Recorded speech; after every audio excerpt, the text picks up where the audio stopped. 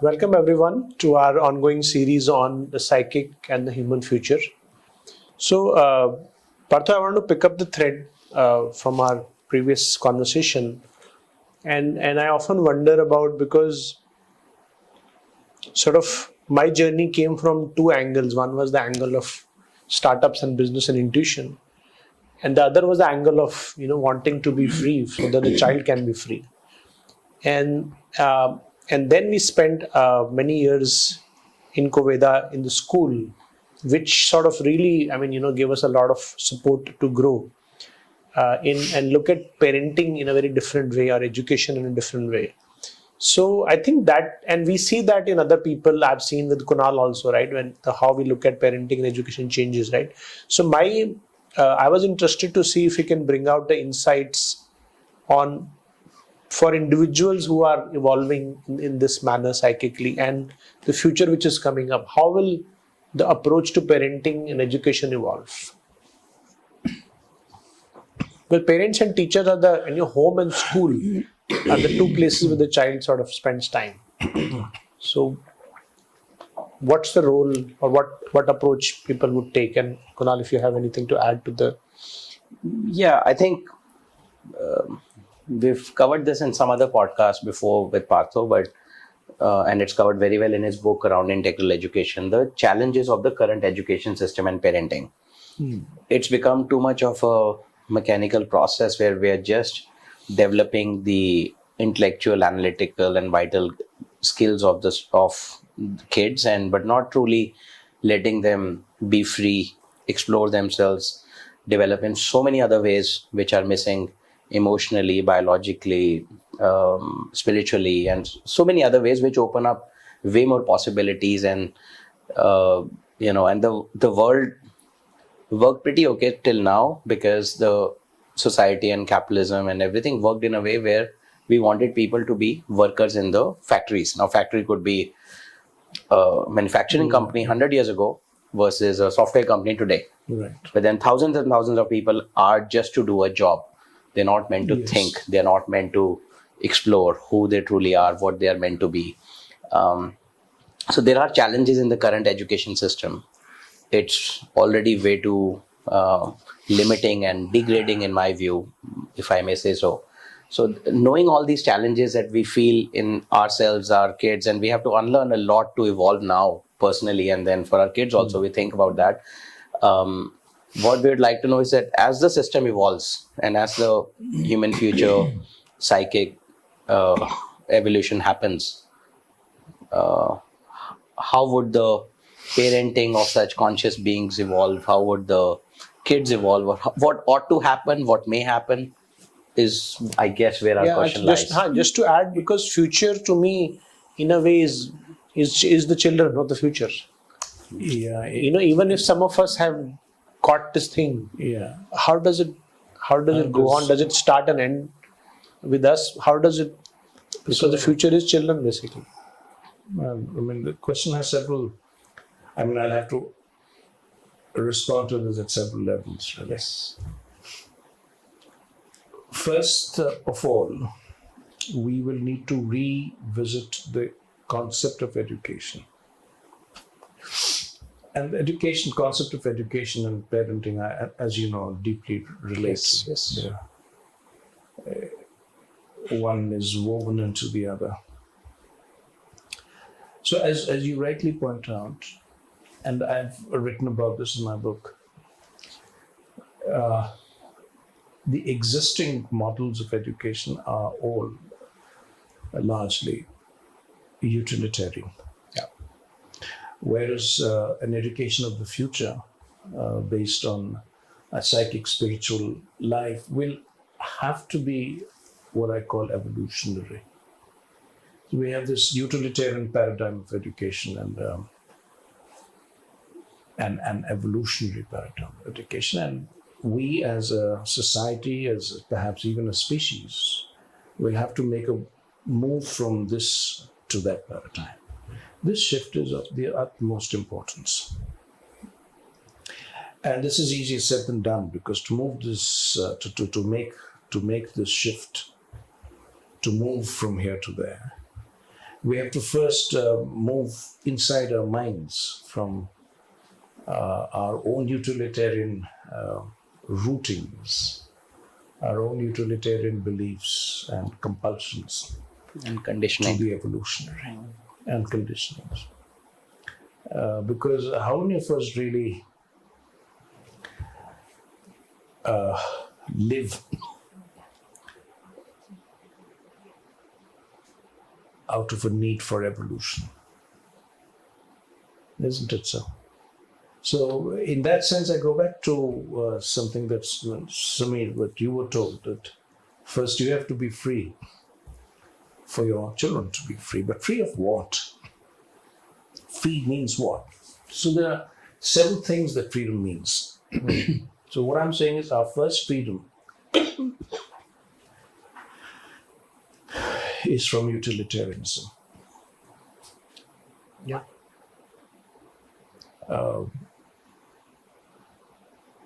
So the education of the future, I see moving through three very distinct developmental stages or phases. The first one is this freedom from the utilitarian. Then it moves deeper into freedom from the past, from the known, to use Jiddu Krishnamurti's phrase, which I love very much, freedom from the known, freedom from the past, from beliefs, from conditionings, from thoughts, finally, from all the mental constructs that we have, freedom from all that. Very, very important. That's the first, that will be the first stage. And our education hasn't even touched this first stage. It has very few schools, Mirambika, Covid, some Krishnamurti schools. There are some schools in India which are actively working along this line. There are some schools internationally too, but not too many. These are a handful of schools. We need many, many, many, many more. So first this freedom. Then from freedom will come mastery, the stage of mastery, where children will learn to master themselves, master their minds, master their life, their emotions, their impulses, their needs, compulsions, all that. So freedom and mastery. Without mastery, freedom can very easily lead to anarchy, to license, to anarchy. So freedom has to be deepened and widened and rooted in something more stable, something deeper, in human consciousness. So to do that, one needs to master oneself, self-mastery. And from self-mastery, mastery of the environment, mastery of the world forces. Without that, we humans are just playthings. And then freedom, mastery, and then we come to transformation and perfection. That will be the third and the final stage of the evolution of education. So transformation of what we are and this decisive movement towards perfection, what we can be. Because the human being has infinite potential. If we look at it from the yogic perspective, it has infinite potential. So perfecting the mind, perfecting the life, perfecting the emotions, the will, the intentions, perfecting physical consciousness, perfecting our actions, perfecting work, the way we live on earth, all that will come in that movement towards perfection, excellence and perfection. So freedom, mastery, excellence and perfection. This is the way of education of the future. This is necessarily a transformative education. Of course, we can't go into too many details, but this will be the major movement. Now, if this movement begins to happen in society and in individuals, then parenting will obviously change. So parenting too will have to reflect these values, these inner shifts. the parents will first have to free themselves from the utilitarian. And how many parents do that? I hardly know of any parents, or very few parents, a handful of them. You know, so I think one of the key phenomena, and maybe this is my visual thinking or a hypothesis, one of the key phenomena that will play a role in that can likely play a big role in this shift to happen, is the artificial intelligence. Because most of the utilitarian end goal and output is humans getting a job or taken care of by AI. doing some work, whatever. At the end of the day, any work, any job, anything we prepare for, all our education is about getting some information, processing it, Right. releasing it. Right. Now, thanks to AI, which is a short-term crisis coming soon, that all that work that humans are doing and getting paid for, and which is paying for their livelihood, would likely be moving to AI. It is slowly moving to AI already. So what you're saying is AI will take care of the utilitarian. Most likely, and Means that will give an opportunity. I'm not saying necessarily that humans would become, by and large, it will give an opportunity for humans to actually make this shift, because now the doing just the analytical basic education is not good enough. You're not going to get a job with that. So parents will not want their kids just to grow to become engineers to not find a job. They would have to figure something else out.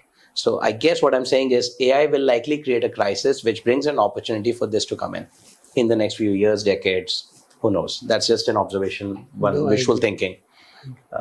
This good possibility. might be the case, very likely. Yeah. So if this huge utilitarian baggage is taken care of by AI, Yeah. the human mind will be freed for the next stages. Yeah. As long as they just don't go into the transhumanist metaverse playing games. So that's why self-mastery. Yeah.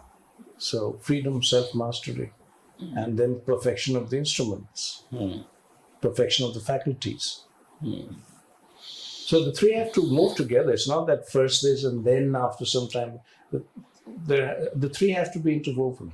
Yeah.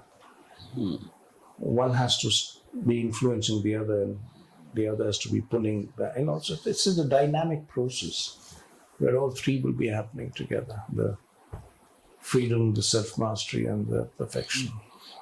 And is this part of your book coverage as well? So there's some chapter around this. Yes, I am. I am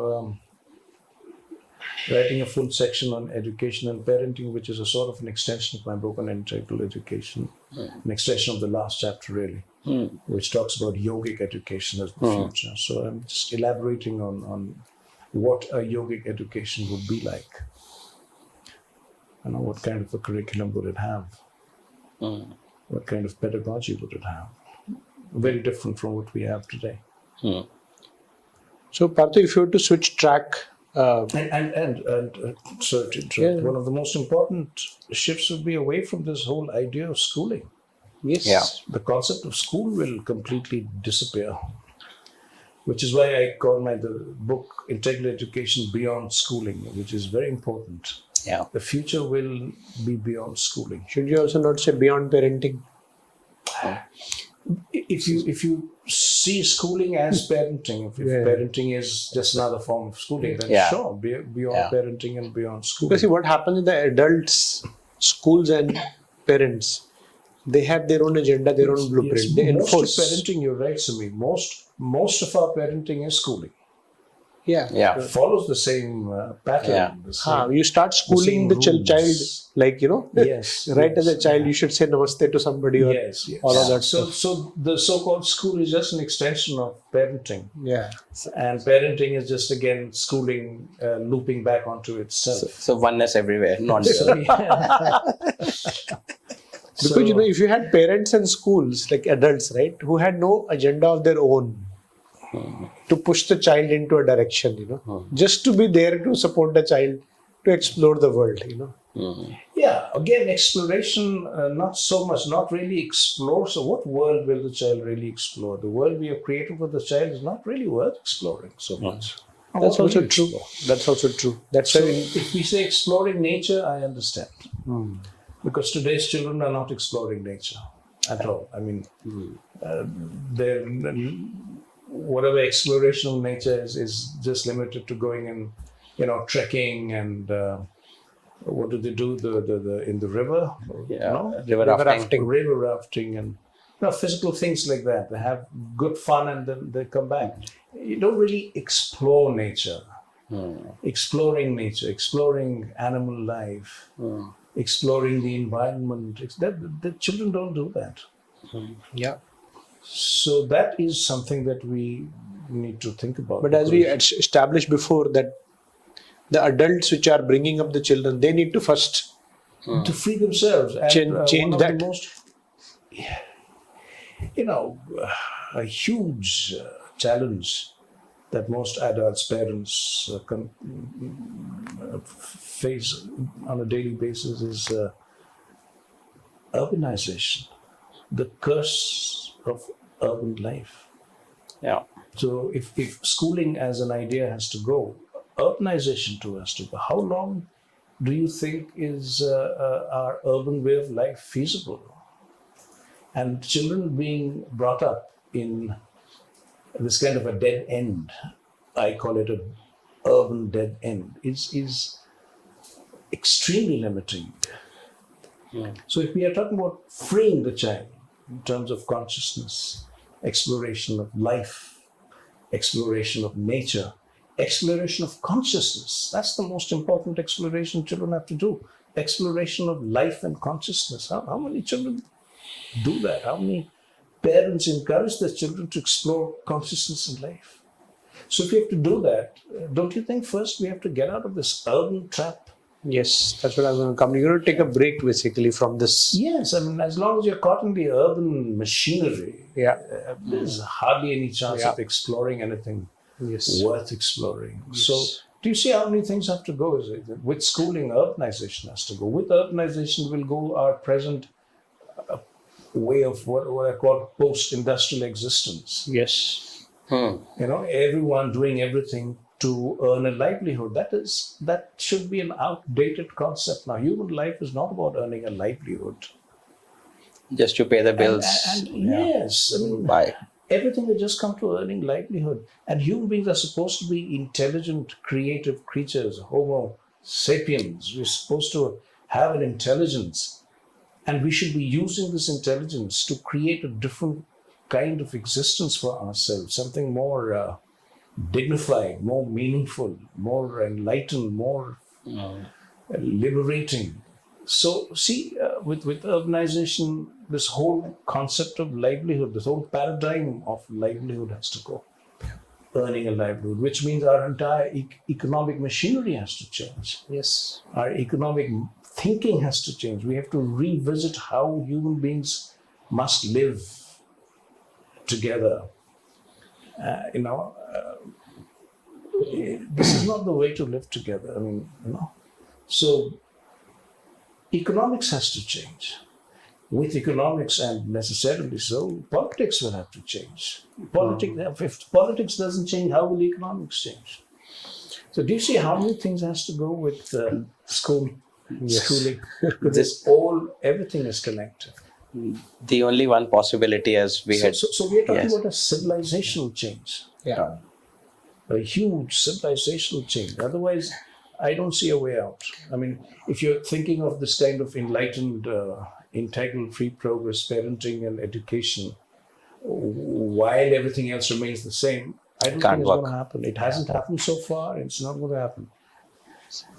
But Partho, one thing is that obviously at the large scale, what you're saying is, but sometimes it seems, I mean, not to me, but many people I know that this seems to be too large scale. When will it ever happen, right? So that's where we see the experiments of the communities. Like there was a community in Pondicherry, in Auroville. What we are trying to do, at a small scale, you build a micro civilization which has a different. Schumacher started this whole thinking along these lines years ago. Small is beautiful. Yes. And for a time, it created a lot of stir. Lots of people, lots of serious thinkers were interested in it, but we didn't develop it too much. So you are absolutely right. If we get, if you look at the magnitude of it, then we'll get bogged down by it. Yes. Yeah. But no, that's not it. I mean, we have to create small pockets of excellence. Yes. Small pockets, small communities. Yes. And without a commune or a community getting, what happens with communes and communities of this kind is they become cultish Yes. sooner or later. Yes. They are, as it's happened so far, they're led by individuals. And wherever an individual is leading in an individual or a small group of individuals, wherever they are leading a community, it will become cultish sooner or later. It will Vital become- forces would come in. Yeah, personality cult. Ego. And the human need to follow strong, charismatic personalities. And we'll get nowhere again. Yeah. And whereas if you set up a place like this without any leadership, there again it will be chaos Yeah. and anarchy, because you're taking away some of the controls without putting something deeper in place. So there again you'll have chaos. So these are questions to be seriously addressed by the elite of humanity. When I say elite, I mean the thinking elite, the consciousness elite. And here I think, I believe the thinking and the consciousness elite is not doing its job. What's the elite doing? What are we leading? Where are the mentors, the gurus, the teachers? Most of the gurus I know of today, all they want is followers, and to make smart statements and to give smart answers to stupid questions. And that's about what's happening. I mean, where is the change happening? Where is that inner revolution happening? So that's why we are stuck. Could I come in and propose a long shot? And this we've discussed in one of our past conversations as well. Maybe the only way to change the system, the knee-jerk reaction, is to restart humanity without adults. Restart humanity with kids in nature without adults. You mean a reset? Reset. So let's say we reset on Mars. A utopian idea. Yeah, I mean, look, that's an extreme, maybe not doable, but this is a possibility which should make us think how this reset may happen in a community or on Mars or, I don't know, anywhere, Right, but where we take the adults of this generation, one generation, including us or whoever, out and let the kids reset and re-explore in nature, and hoping Remember, for children are not perfect. yeah. Children are by nature cruel and insensitive and selfish, and then you are leaving them alone by themselves. You can imagine what's going to happen. There was a very interesting story written on this many years ago, where this is exactly what happens. A group of children left to themselves and what they turn into. Horror story. But the one thing I was interested to talk about when you said that civilizational change will happen, economics, right? So civilizational change must happen if this future that we are talking about has to take root on Earth. Yeah. Which means this future we are talking about, the psychic future, the psychic spiritual future, will have to be that much more concrete and dynamic. Yeah. If it is to take root on Earth, it has to pulverize the existing machinery. Yeah. So one of the important forces of the world of today is money. Money, yes. Probably one of the most important, I don't know. But yes. So, the most important. So will money still be there in the psychic future? No, or will I it don't be there in think a so. different way? How will the... I've thought a lot about it, and I go inwardly with what Sri Aurobindo and Mother have written about it. Money is just an external visible sign of what they call the wealth force.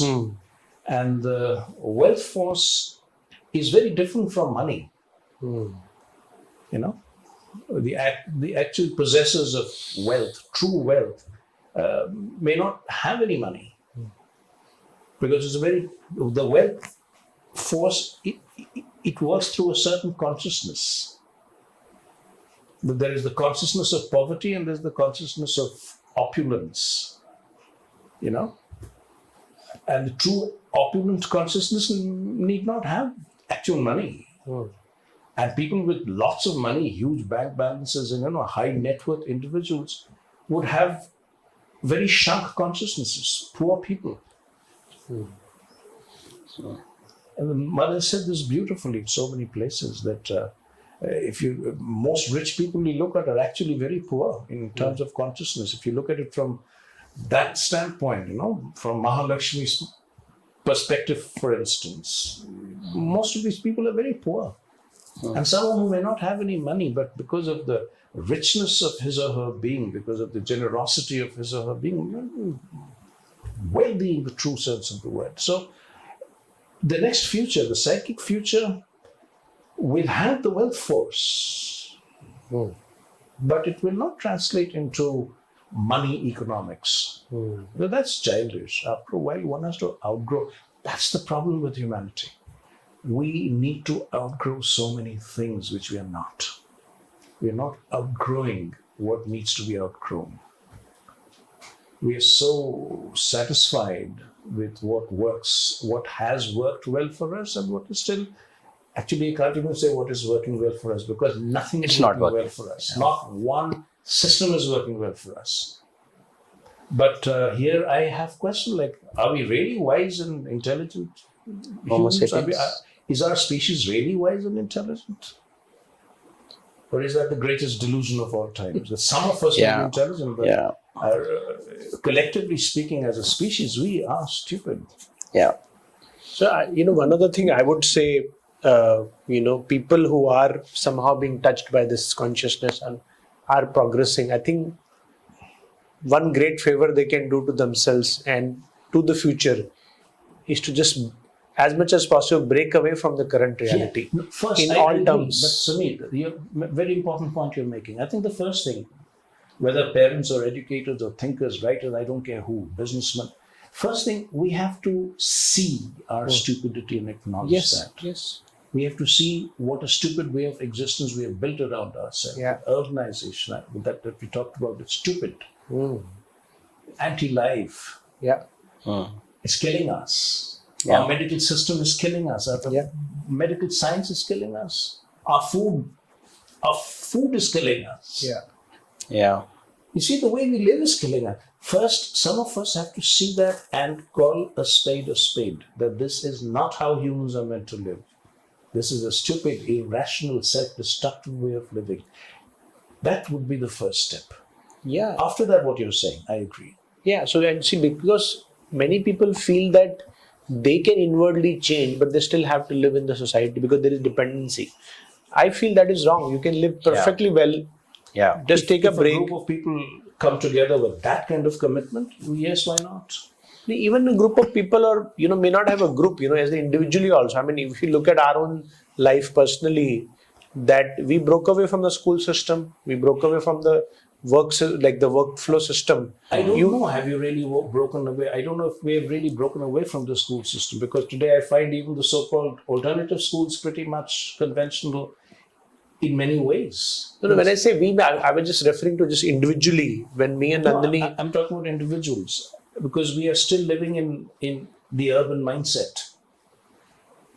I know as a fact that even the Pondicherry school, students of Pondicherry school are thinking in terms of what they're going to do in the world, what kind of jobs they need, what kind of lifestyle they will have. And I know many students. See, because that is the parents are also of that mindset. It carries into the students. Yes. So what I'm saying, as an individual, you'll try to get out of this system and see something else is possible, because otherwise you keep going back and engaging.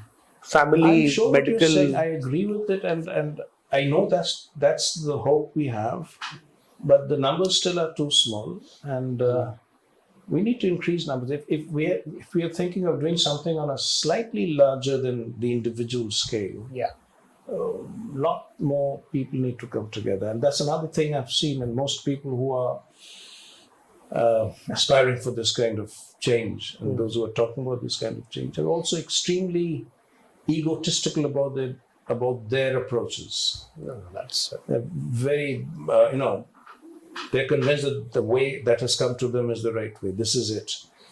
So a lot of rigidity has come into such people, and I That is see true. so many of them That is around. true. And That is true. they're talking about a new life, a new kind of consciousness. Yet there is rigidity, there is judgment, and there is a rejection of the other. There is definitely a superiority and even bordering on arrogance.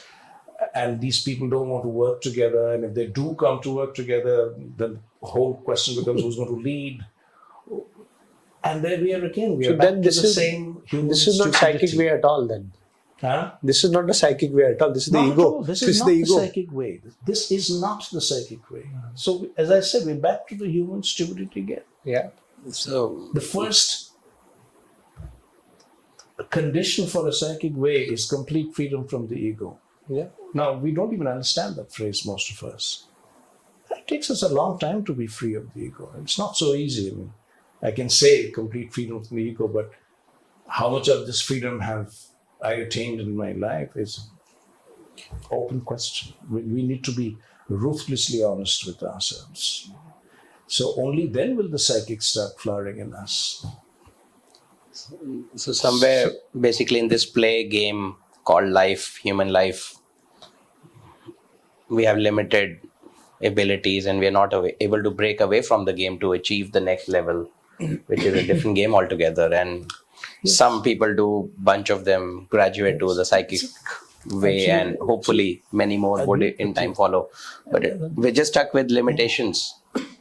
And the system, the structure, the individuals, the adults, the schooling, the economy, and like you said, everything is connected, and we don't know how to break away. Yeah. The problem is, actually, the problem is, we are aspiring for a psychic way, but we are still mental beings. Yeah. So we are still working mentally. So all our aspirations, our ideas, our beliefs, everything is still mental. Whereas the psychic begins once the mind is silent. Yeah. And there are no more beliefs then. And the mind is only driven by consciousness without a belief system, without pre-existing values. That kind of freedom is what we are talking about. So Sure. a lot of I call it the work of negation. A lot of negation is needed to bring about this inner revolution. And it has to be a revolution. Sure. Partho, in your experience of so many years, do you see any trend towards this is becoming stronger, weaker, or it's doesn't matter, up and down, anything? Samir, I What's definitely your sense of the future? Yes, I definitely see many people, young and not so young, opening to this new way of being. I see that a lot more than I've ever seen in my life, and I've been looking for such people for many years, since I began my own journey many years now. And I see many more people beginning to open to this possibility. You spoke about it yesterday. We touched, you yourself, because of the work that you're doing of bringing the future to people who are open. You're seeing so many more people coming to this. Yeah, it's. I mean, my assessment is that it's really growing. It's really growing. It is really growing. Yeah, which it is. That's what I'm sensing. That it's which growing. It is. There's a groundswell. Yes. And that is beautiful. That is a very nice thing. Yeah. And that is needed as a first step. But and there are many more steps. Miles to go. There are, but this has to happen first. Yeah, this has to happen first. Because see, if you have individuals who are personally growing, then some of them will take up education, some will take business, some will take economics, right? The revolution will come through that. Because all of these things have to be rebuilt. Yes. Right? I mean, from a completely new paradigm. But only as long as all these people that we are talking about, and there are so many beautiful people there, also have to see the end of the mental way of being. Yes.